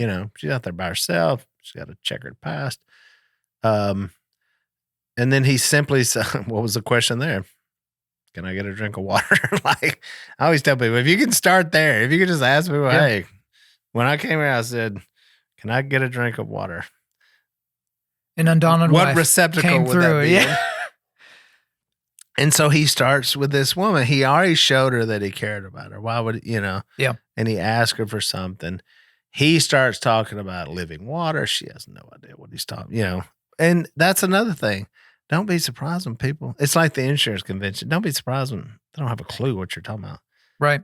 I think people are, isn't it funny how people are so shy? They're like, can you believe that these people do? Of course I believe it. They're led by the evil one.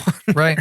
Can you believe that they did this? And it's like, I would be shocked if it were people who claim to be disciples of Jesus Christ act like that. Yeah. Romans says we're inventors of evil. So why are you? That would shock me. It doesn't shock me that people are like, they don't profess anything beyond their own selfishness and survivability, whatever it is on this planet. Nothing shocks me what people, did they steal? Did they go back to the fruits of the spirit? Did they do those things? Yeah, that's what they do. That's what I would do as well. If I, I would cheat and lie and do it all, and I would do that as a pattern. I'm not that I'm, not a perfect person, but that would be the pattern of my life to try to get as much as I could for myself. I wouldn't care. Why would I be talking to you right now? I'd be like, are you paying me? Are you going to like hook me up? Are you going to do something? Mm-mm. My wife's going to come back with the gold bars in just a second, but yeah. And this goes to other people who are listening, and then it's passed on. And hopefully this, because I realize, again, I just buried my father. I realize what's important. I can do the numbers. 53. He was 79, 20. So, we better get going. And then I like thinking, I think for men, we need tasks, we need stuff, and I like the idea of where God's like, I need you on my team. I need you to do some stuff. Yeah. And here's some things that I've got for you. I think men respond to that. I think we don't talk. We're so scared to say that. We're like, you can't, you're trying to earn something. No, I'm not. I'm just saying, I want to be on a team. I work for God. I'm in the kingdom of God. I am on this earth. Unlike my father, I'm still on this earth. Yeah. Unlike everybody who's ever lived, they're gone. They're not there. Now, they're in heaven. Maybe they can see what's going on. Maybe I don't know. Again, I don't know what's going on. But I know this, I'm still here. So I'm like, what can I do, Father? Yeah. What can I do to help along the kingdom of God while I'm still here? Well, I want to key in on that just a little bit, because it's like, okay, give me something actionable.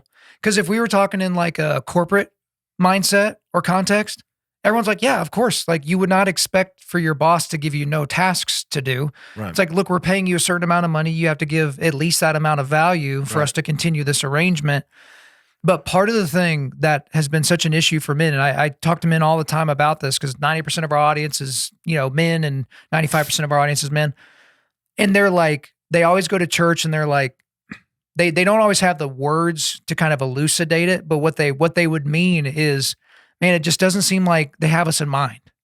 Like the sermon, go ahead. Say that again. It doesn't seem like they have me in mind. Who is men they? In mind. This would be the man in the church that is somehow disconnected in the church. But who is the they? Who is they don't have us in mind? The church. The church doesn't have us in mind. Who is the, well, wait a minute.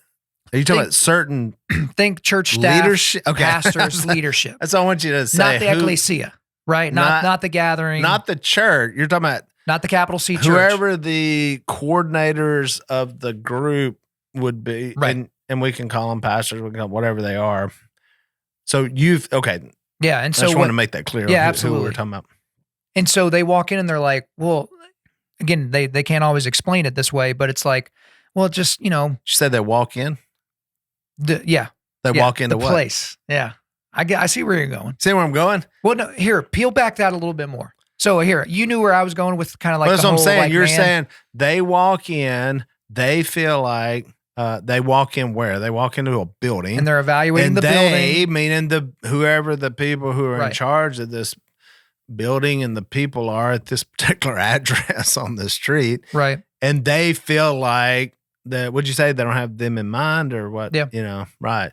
Yeah, that's a problem. Well, you and I, we talked about this What if it's a business? What if I walked in Chick-fil-A and I don't feel like they understand the stuff that I like putting in my mouth and chewing up and swallowing and paying $15 for? Actually, Chick-fil-A understands it perfectly. Yeah. Chick-fil-A knows.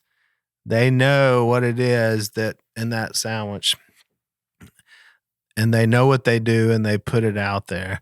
But if I go to another place and I'm like, and they're rude and and the chicken's doesn't look as good and it doesn't taste as good, I never go back. I don't keep walking in to the same restaurant because that's what I'm supposed to do.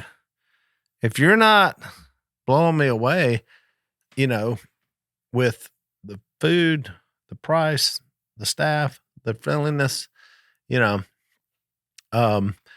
I'm just not going to choose to be there.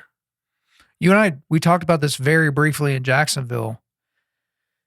I guess, how long have you been chewing on this concept of like the church gathering? And I want to make sure we're clear because all the heresy hunters out there are trying to clip something and like put it online and be like, Willie doesn't think you should go to church anymore or anything like that. But like, I think you should be a part of a church every day of your life. Like, well, here's what's funny to me. You live in Edmond. Smack dab in the middle of Oklahoma. We're in the middle of Oklahoma. Okay. So how far you took me, what way did we go? We went a circuitous route we to went get to a my circuitous house because route of to construction. Come here. Yeah. Okay. So actually, by the way, I need to stop by CVS. We got you. I think we can make that happen. My deodorant. We'll take my deodorant wagon. Exploded when I opened it today. It fell all over. What kind of deodorant do you have? It was. I can't tell you. It's a secret. Oh, okay. But fair enough. But there's a clue. But they got it at CVS, guys. But there's a clue in that. So it falls apart. I literally have parts of the cake that I'm doing there, and I was like, okay. So how far? So if we drove to, this was if we drove 10 miles, let's take a circle. How many church buildings? Oh, there's one actually, right? I saw one. We just passed one, right? That's right. How many church buildings would there be? I mean, dozens, if not more. Right. How much did those dozens, how often are they coordinated and do stuff together weekly, monthly, yearly? The different churches? All of them, yeah. Basically never. Never. Yeah. Okay, so meaning the programs here, mm-hmm. whoever the they is that's running this one, and they run this one, and then they run this one. This group's run this one. And they all think they're doing it the right way. Right. But none of them do anything together. They don't do stuff together. They don't say, hey, No joint programming.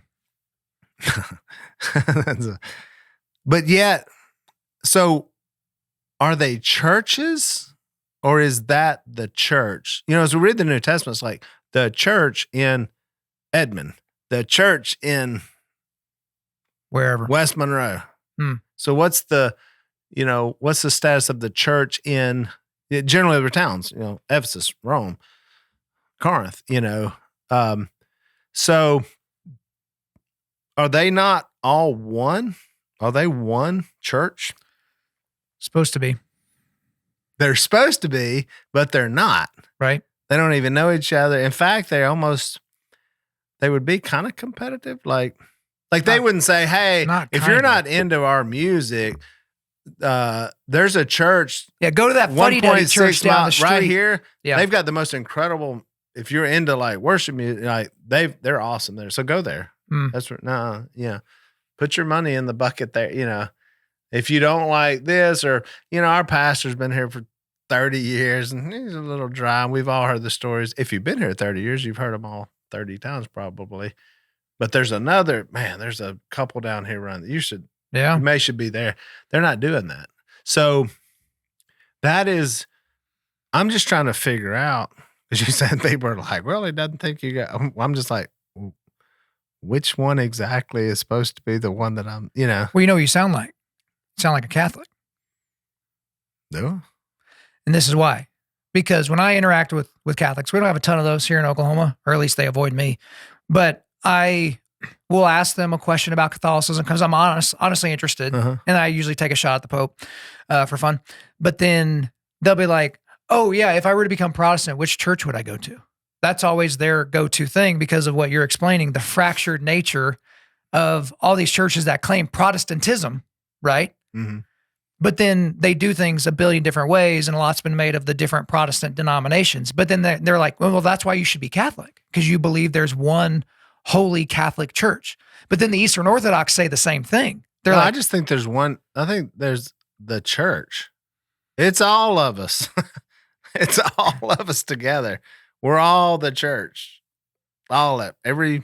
So let me ask you this, because I'm not saying every building, because I'm not in union with pieces of property, right? But and so something I don't think it happens at any. But I'm there's a group of people. So meaning, if you went into a building, there may be. We were talking about there may be 30% of the people that are actually disciples of Jesus. 70% of them no. Maybe it's the opposite. Maybe it's 70% of them yes, 30% of them no. Some you may go in, it may be way more, it may be way less. There may be just people sitting in there. They have no idea, right. Why they're even there. But I think all of that is the group. And so I'm not anti-church at all, but man, golly, some of the things we do, I just question and go, is that the best way? Is that the best way to do this? Well, at the end of last year, I started because at different times, that's how Joby and I really got connected and really started becoming good buddies, is because he's like, man, what's your problem with big churches? Because every time you talk about big churches with big parking lots, you just assume they don't disciple people. And that's just not the case. Yeah. And so, that started we had a very volatile start to our friendship and relationship is what I'm saying. But at the end of last year, that's a good point. Right. It was a good point. And I accepted it immediately because I was like, oh man, that's not what I mean to say, but that sure is what it sounds like, isn't it? Right. But I was like, man, maybe there's different ways of doing church because of the different personalities and different people's standpoints, not as far as standpoint epistemology, but where they came from, what their family was like, whether they've experienced any hurt or pain at some point in their life, their tastes in music or speaking styles or whatever. And then I've started asking people, I'm like, so the seeker sensitive church that's like, hey, come as you are, we'll play secular music in the lobby and, we'll play we'll do the smoke machine and we'll do the TED talk and, we won't challenge you that much. Can God save people at church like that? Yeah. God can save people at not a church like that. So we can assume that he can save them anywhere. But then it becomes a question of, well, do you stay at a congregation like that serves milk for longer than a couple years? Do you transition to more of a Bible church or more of a discipleship-driven church and all that? I think that's a question as I'm kind of considering even in my own head as I'm trying to process, like, how is God using the church specifically? And then you can define the church as the capital C church, which is the overall concept that you're talking about, or the lowercase c church of not wherever you congregate. Right. Yeah. That's the problem. The problem is when you think about the church and you're like, that's where it happens for an hour and 15 minutes. That's where, in fact, I would say if you believe that, you missed it. You missed it. Right. So if you think it's an hour and 15 minutes, you missed it. Right. So what do we do? Because I'd break people out of that. You take the hour 15, do whatever the heck you want to do on that Sunday morning. Can I get 6 days and the other half of that day? We will change the world. We will go revival. Yeah, come on. If I had that. Mm-hmm. And that's why I feel like if you think like I put my time, why? Because I go there and I lead there. And for a lot of people, that's it. That's all there. So is Joby and them doing discipleship? Of course they are. I've been there. Very much. One, I tend to only talk about places that I've been or people that I know. Like how many people are talking about people? They don't know who they are. You know, how many people are talking about you right now? They don't know me. Yeah. You don't know me. You know, so if you've I've been to the Joby's place. I didn't know actually a lot about that place. And I mean, I knew Tebow went there and I go there and I'm just, but you know what blew me away? Not when we're there. I mean, I'm obviously it was awesome, but it should be like, it was a great, like it can be awesome moments. I was impacted by all the other people everywhere I went throughout that town that knew that church had impacted the church in that. Right. And it's just one, there's other places there too, but how much they had been impacted by that group of people under that group of leadership. For the gospel. I mean, at the hotel, that's right. They're like, oh, Joby, that church, whatever. And he's a strong leader, but stuff like that doesn't happen without a ton of people who are doing a ton of stuff. And he'd be the first to admit it. That's right. Yeah, he's just, but I do think you've got it. So I can speak to that because I've been there and I've seen it. And now the problem is, what do is the Sunday morning thing? You brought up the milk, and you got to figure out what it is that you're trying to do on a Sunday morning. There's not this doesn't give us the whole playbook exactly on what exactly, So what exactly are we looking for? What do you want it to be? Well, you've got a big group of people. So you've got a totally different, probably education level. And especially once the bigger you get, you've got people who are probably college level educated. You probably have people who are dropped out of high school. You got workers, you've got laborers who, you've got people who grew up in a church who know all the little terminology. You have some that have no idea what any of this terminology means. According to where you're at, even in America, like half of them may not even speak English. You know what I'm saying? So you've got all this big thing. So you're like, what to do? We've got it about down to an hour and 15 minutes, which is tragic. So it's so fast. We've got to move so quickly. It's like you're listening to your podcast on 6 speed. Let's go. Because you're trying to, that's what they're trying to do with the people, because they're going, well, this is a place where, we want to have community. We want to hang out. We can't. We need you to leave. Got to get you through the assembly line. Let's go. Because we need the parking spot because, and so what I found was a lot with churches was there will be meetings from Monday through Saturday, all these meetings. None of the meetings are about the gospel. None of the meetings are about sharing the faith. It's parking, logistics, turn times, coordination of when this transitions into this. And I'm telling you, man, I've seen that where it's like, I call them Friday afternoon ministries, meaning Friday afternoon, somebody, they're sitting around the table. We got what's going to happen on Sunday morning. Any questions? Lighting, we're good. Sound, we're good. How's the band? Here's the deal. Here's the message. Here's the transition. Boom. See you guys Monday. So they do the thing on Sunday. They come back and they go, well, was there any hitches whatsoever? Well, we went 3 seconds. So, and this is over and over. And perfection is when everything went off, the parking went out. Did anybody get saved? Anybody get saved? Did anybody learn something? Did anybody confess a sin? Did anybody meet someone new? We were talking about sharing the gospel. The worst place to share the gospel at is at a church building. It's the one place where we don't talk. We're listening to one guy generally talk. You're just listening to one guy. You know how many people think that makes them probably more holy? So, like, I'm a hunter.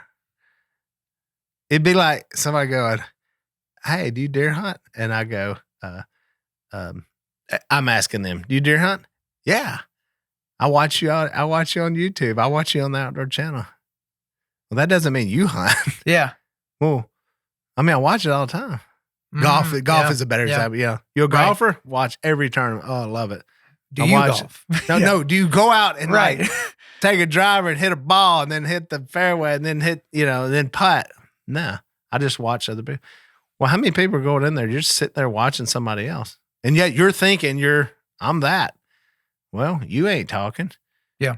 You're not even, it's the worst place to talk to other people at. Because usually we're crowd in there and told to leave as soon as it's over and get them a cup of coffee, get them a deal, and get the next group in there. That's for bigger churches. Sure. Yeah. So smaller churches, maybe they can't hang out and chit chat. But it's all about what is that hour and a half? What is it for? So, because I'm not saying it needs to be all, because what happens is then people go like, we need some meat.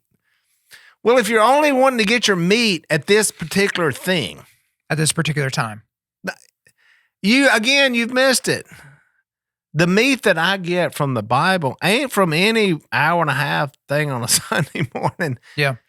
I'm going to get it all throughout the week because now with technology, I can live. I don't have to, I'm not doomed. Like 20 years ago, we were like, oh no. Like a guy like me in West Monroe, you're like, I'm in West, or I think of some other tiny towns, like I'm in this tiny town. There's 3 church buildings.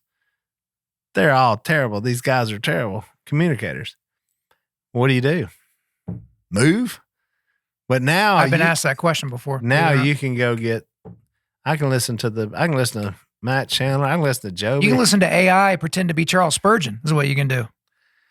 Does that take the place of a church? No, it doesn't. But what I'm saying is at least I'm not going, I got to go listen to Brother Earl, that's been doing this for 50 years and he's terrible. He's just not, and he doesn't know, he can't do anything else and nobody wants to fire him and we don't want him to starve to death. So we just let him get up and communicate with the whole message of the church.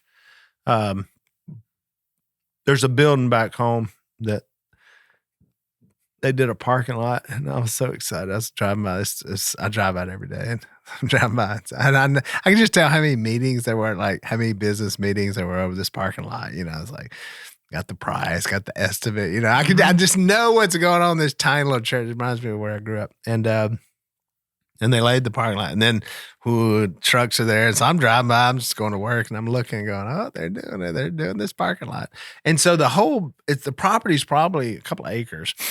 But the parking lot is just in front. Now, the other behind the church building, beside, it's all just level grass. People could park there. Yeah.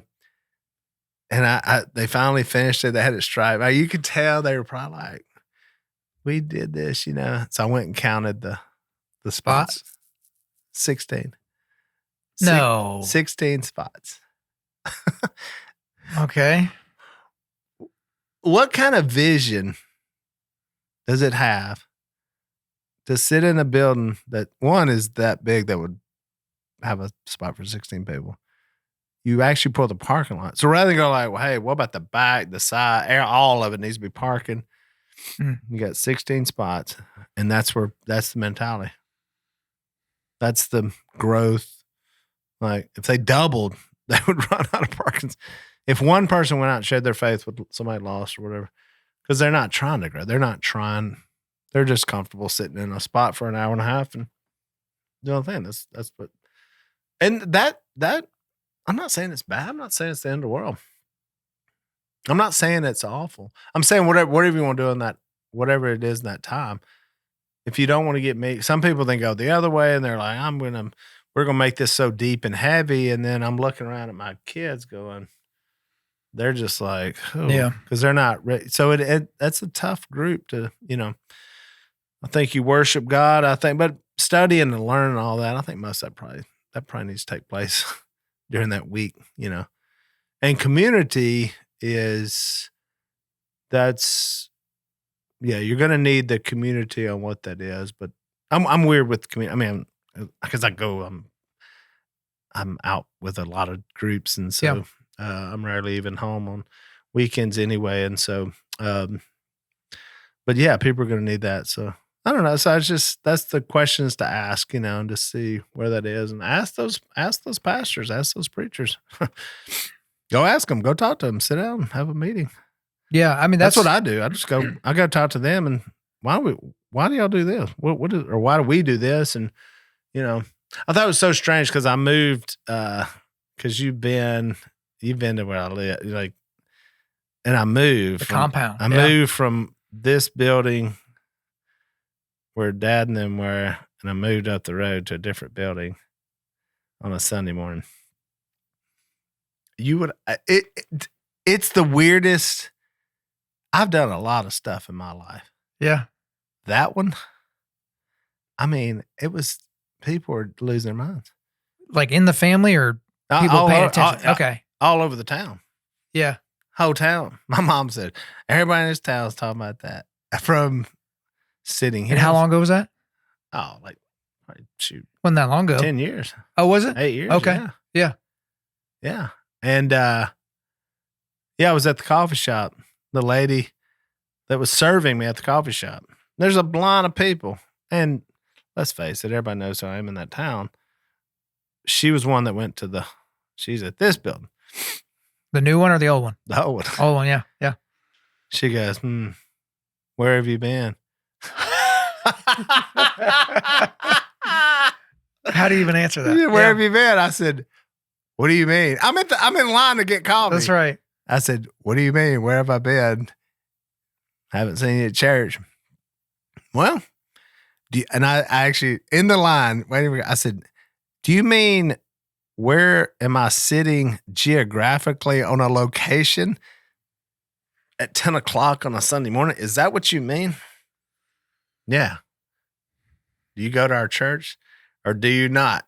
It was like, are you with us? Right. Are you against us? And I said, aren't we all kind of do you not think a mile and a half up the road, is that not the church? Well, she said, you know what I mean. I said, actually, I don't know what you mean. She goes, you need to go where you grew up. I said, let me just ask you, do you go to the church you grew up in? No, I'm not from here. I said, then you don't either. Yeah. We're in the same spot. You don't go to the church but that was she says, well, that's your family. And I think she meant more, not my, like. Right. Your church home. Where church home is our family. Yeah. And I'm like, well, that's weird.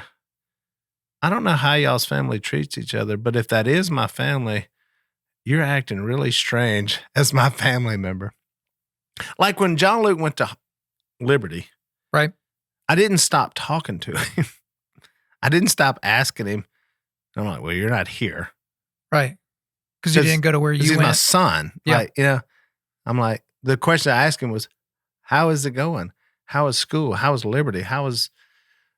So what was interesting, I wish she would have just, when I come with the line, said, oh, Willie, I haven't seen you in a long time. What kind of ministry are you doing? What are you into? Oh, actually, I'm sitting here on the Sunday. Oh, that's cool.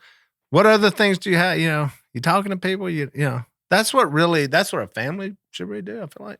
Yeah. Right. Like because it wasn't, how was your life? Are you struggling? Are you, it was where exactly are you sitting? And I'm not comfortable with where you're sitting on a Sunday morning. Because that's family. And I'm like, well, y'all are weird family acting like that. Yeah.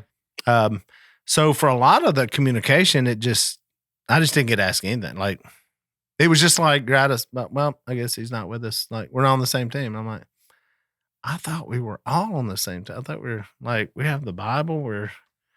It's like, but this is our program. This is what we're doing. So I just don't like that. I don't like the way we're doing that. So did it kind of make you feel a little jaded about like just the reaction? No. Is that kind of where this is? Well, I don't know. I mean, I don't feel jaded. I just thought it was interesting. I was like, wow, what a weird thing to happen. Well, to take it back, because I'm not even at the other one now. Right. I'm not there either. But let's take it back. I mean, we brought up football about 15 times. Like, how many? Let's talk Lane Kiffin, right? The new head coach of the LSU Tigers. Go Tigers.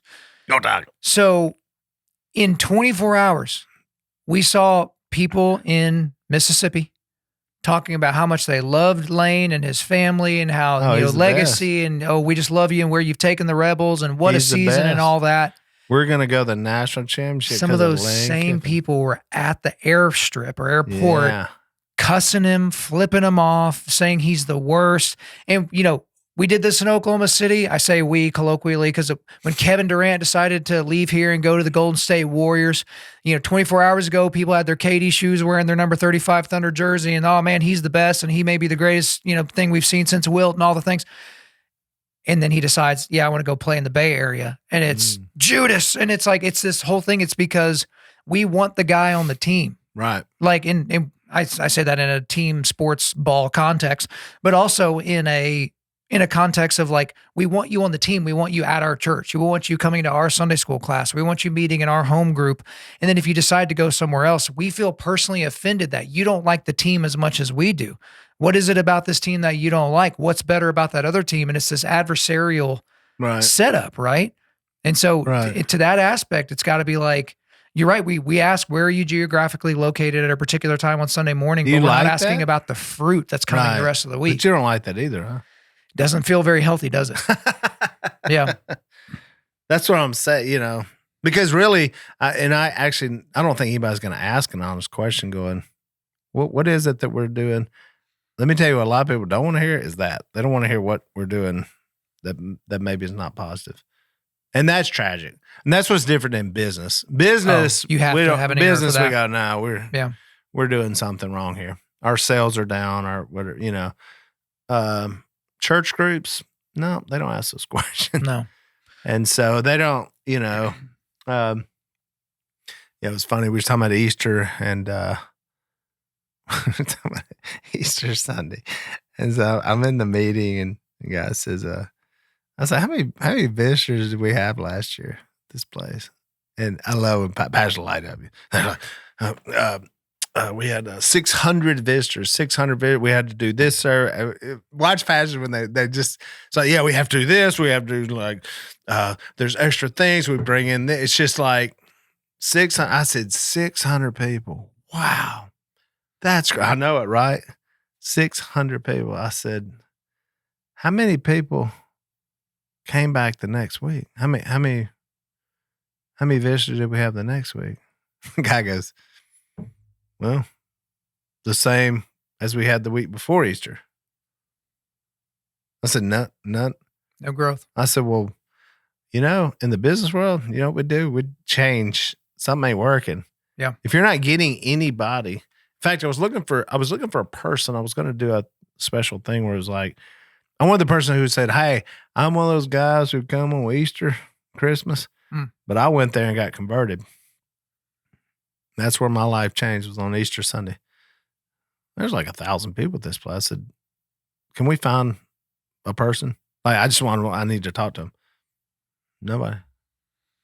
Couldn't find anybody. It's an indictment. They couldn't find anybody. In fact, it's the worst day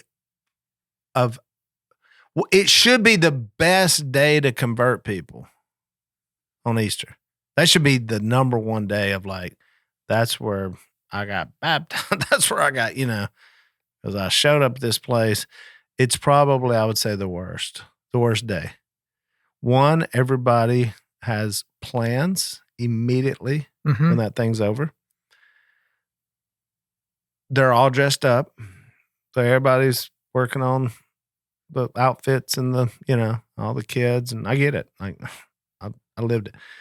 And they're not trying to say, let's use the biggest opportunity. It's just to actually convert. I want to convert people this morning. You're here. I got one chance at you. Let's go. And it tends to be more holiday-ish, it's great. Jesus came back from the dead. Hey man, let's get out of here. I know you got eggs to hunt and food to eat, and then we move on to the next thing or whatever. So I don't know the answer to that. I would love it to be, but you don't have to have, that's what I'm saying. When we're talking at churches, why don't they think like business, in some ways, like go, well, that didn't work. Well, think about it. Like if a business sells everything on Black Friday, but then they don't, because the hardest thing to do is to get a new customer, right? The second hardest thing to do is to retain that customer. But if you lose them, the odds of you ever getting them back are essentially zero. Right. And we certainly don't think in those terms, when you're going into ministry. It's almost like what we were talking about on the way here. It's like if you go to a college that teaches business or entrepreneurship and the people teaching you are people that have studied the theory of those things but have never practiced it, it's just going to tinge the instruction in a certain way. What I would see, I think Lee Strobel said it, like new Christian or evangelism, whatever you want to call it, bringing people to the Lord is actually new customers. Right. Like that's the department. Mm-hmm. And so, I mean, what of a business, essentially how big is new customers? It's pretty much the whole business, right? Yeah. Why is McDonald's still running commercials? Right. They've never allowed the market to saturate. I'm just saying we all know where they're at. That's right. We know what the food. Actually, we say that, but I actually went to McDonald's recently. I was like, crap, they got some good stuff. Like, I didn't know, they've got interesting, different. I mean, I didn't know. Like, I haven't been there in like a decade or so. I was like, wow, they've got all kind of different kinds of food that I didn't know. And so they've, because they'll look up and they'll be gone. Yeah. They'll all, I mean, think of the chicken business, I mean, daggum Chick-fil-A got there, he's sitting that thing for 15 minutes waiting on that food. There's I mean, there's like, it's a situation in my hometown. Like, I've been to that Chick-fil-A. It is. We have two. We have two back. We have the only back-to-back Chick-fil-A's. I asked the Cathys and they confirmed it. So there was a drive-through one. Right. Then they bought the piece of property and I'm sorry. There's one that's only drive-through. And then they built the big, we can go in. The kids' palace and all of them got drive-throughs. But it's got the double. So the back of their parking lots are connected. Like they're connected. Well, the guy left it open. He was like, because while they were building it, they just left it open. It keep hitting the same numbers as it did before with the. So we have literally Chick-fil-A's touching. And he said it's the only one like that in the country where y'all have two different. They don't even have the same, like, some of the items weren't on it's weird. They're like, you have to go to the other one. But what'll happen is they're taking that business. So I don't want to lose people to the world. I mean, I think there's a movement. I think there's definitely a movement happening. There's a movement happening towards faith, towards things that are real. There's a backlash against that really a lot of established things, Oh, yeah. I mean, you said government and big entities, and we're like, wait a minute. 2020 broke a lot of people's faith in a lot of different things. And I think the church is part of that. And I say the church, I'm saying the church leadership and all this old ways of doing stuff are just, well, that's what you're supposed to do. And I think the younger people are like, well, tell us why. Like, tell us why exactly, what are we talking about? What are we doing?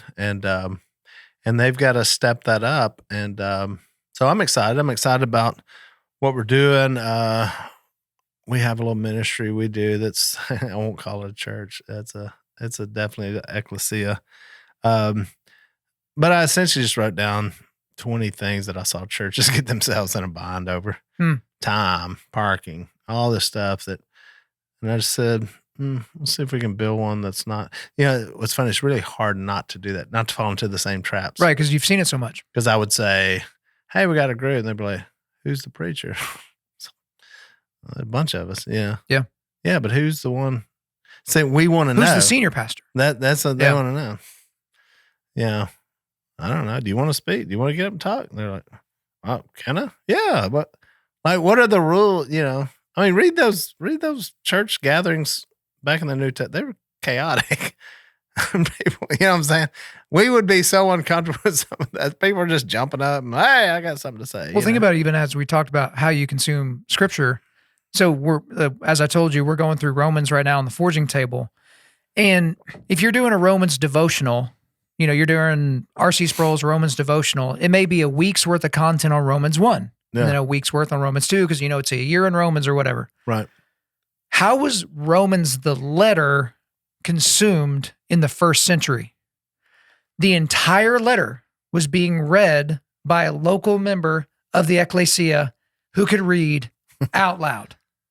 I know, because most people couldn't read. Right. And also, were they reading one or two passages? Because the thing about Romans is it's got different themes and it builds here and oh, it feels like he's really going after the Jews. Crap, now he's really going after the Gentiles. So I felt pretty good when he was getting after the Jews, but now he's getting after me. I don't like that very much. Yeah. But if you're studying it in little bitty chunks, you miss some of the flow and the narrative of the entire letter. But it wasn't, 16 days where it's like, all right, we're going to read chapter 1. Again, we added chapter and a verse later. It was read in its entirety. John Tyson, who we talked about and who we've hung around with at the same time, talks about how many of us are just reading the Gospels. He's like, we don't read the Gospel in a sitting. We'll read a chunk of the Gospel. We'll read a story from a particular Gospel. We're not reading a Gospel. So we miss the narrative arc of what God preordained for us to learn in modernity with the transferal of this particular set of gathered documents into one volume. Right. And we lose a lot of that when we look at the model of what we're doing now, which is, popularly either TED Talk with Bible verses sprinkled over the top so you can keep your tax exempt status, or, hey, we have to go so slowly through this because,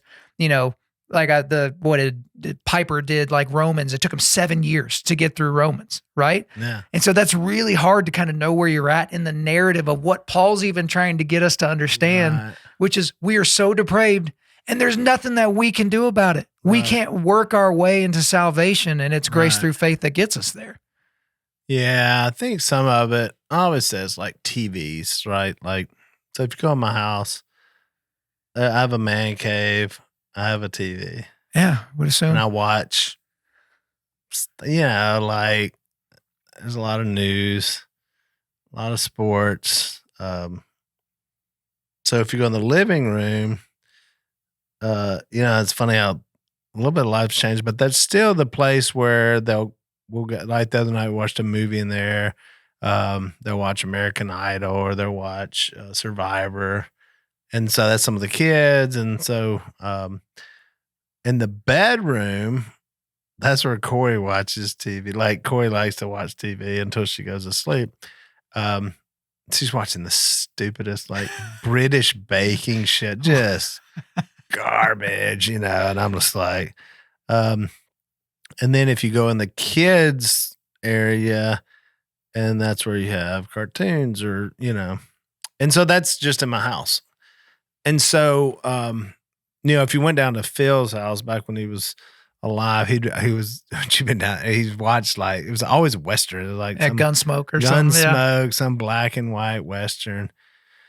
So that's the thing. I mean, I think sometimes we kind of want, like the old churches are like, it's like they all made us watch Gunsmoke because that's what they like. Mm-hmm. And so we're sitting in there, it's like, oh, this is terrible. This is old. And so, I think it's okay. You have different, some people, I mean, go across the planet, go to Africa and go to church, it's different. Like, yeah, it's a lot different. I mean, these places I've been, there's like a community, like we were singing and dancing all together, and go to other places, so you'll see different flavors and that's okay. That's because people are, that's how they want to, I wouldn't expect a guy that's 75 years old to worship the same as somebody that's 25, or 15 or, and so I think that's kind of hard when you're trying to get it all together and say, how do you, and so I realize it's tougher, and that's why I think you've got to set that up where people can learn outside of it. But also one of the things I think we're lacking is actual teaching. We're not making people teachers, I think, like we used to. So I would encourage us to train other people so that they can teach, because like you can get up and listen to a guy and you're like, are you talking about like seminaries are missing the mark, like not teaching people how to teach? Or see, I don't think it should be that formal. I mean, it can be. I'm just saying it can be done either way. You should bring up people in your congregation that know how to teach the Bible. Yeah. Even in a one-on-one context, like teaching someone how to disciple somebody else. Or get up and deliver a message to the entire congregation. Yeah. Or to a certain portion of it or whatever. Yeah. So you don't, I think that's the part when you got these really slick, great communicators. I mean, you're listening to them and most people are going like, there's no way. I mean, the other night I was listening to a guy, I was like, and I'm looking at the crowd, I'm going, most of these people are like, there's no way you're ever going to get this much knowledge. Like, this cat knows, like, he's went to seminary, but he's also studied. And so he knows a lot of stuff. And so people are like, there's no way I can do that. But I think if we're not training people how to teach, then you're just going to have one person that you're basically paying some money to, and they're the ones doing the communicating. I think that it's got to be all of us, Well, they're the ones doing the studying. And then again, like I said earlier, when people just turn their brains off because it's like, well, I don't need to study it because my pastor's going to do that for me and then he's going to explain it to me. Like even going back, you're going back to the guy Christian in the chariot where it's like, no, someone needs to explain this to me. But here in a minute, we need to go get you some non-exploded deodorant. But I've got to get out. Yeah, I got to speak tonight. Yeah, you got to speak. So we'll I told you we was going to go. Oh, look, we done blown way past I tried to stop you and you just wouldn't let me. So we'll make this last question since we talked about legacy and you're already counting down the years because you saw when Phil went home and you're counting down from where you are now. I mean, when all's said and done, right? Mm-hmm. So when your days on this earth are done and you're no longer the duck guy or the guy on television or the bearded guy in the airport or whatever the thing is, like what do you want people to say about you? What do you want your legacy to be? Because it's not like, hey, what's on your tombstone? That's going to say, husband, father, that kind of stuff. Really? Like, what do you want your legacy to be for the long run? I don't know. That's a question like that would probably take me 45 days to answer. Well, you can have about 45 seconds. So yeah, there's no way. I think, I do like what did Charlie say? That was great. What did he say? Oh, I know what you're talking about. What did he say to, was it Gavin Newsom when he was talking? What did he say? I want them to know. It was something about faith. Yeah. Yeah. It was basically his dedication to the Bible. I can't remember the exact quote, but I know what you're talking about. Yeah. I like, crap. I wish yeah. But when he said that, I think I would hopefully be a gospeler, somebody's like the guy had the gospel on his lips, for a lot, that would be, he was a known gospeler. And that's actually the term from like the 1800s. That's what they would call people. Probably people like me. Like, I'm not a pastor. I'm not because it wasn't that. It was just people who were known to share the gospel specifically, to share the good news, either in front of a lot of people or personally. We do that a lot. And so, yeah, I would like that. All right, man. Well, let's get you ready for your speech. Thanks for coming. Let's get ready to rumble. Awesome, man. Enjoyed it. Thank you for listening to this podcast. Wherever you're listening to this, please subscribe, rate, and leave us a positive 5-star review. If you want me to come speak live at your event or on your podcast, just shoot me an email to info@Undaunted.Life. That's info@Undaunted.Life. Follow us on Instagram and like us on Facebook, and check out our website for everything else, including how to donate to keep more content like this coming your way. Just go to www.Undaunted.Life. And as always, we want to thank the band Holy Name for allowing us to use their music for our content. The music on this podcast is their song Perpetua, which is off their self-titled debut album on Face Down Records. The links are in the description. I'm your host, Kyle Thompson. Remember, keep pushing back darkness, keep forging spiritual, mental, and physical resilience, keep seeking the Lion of Judah.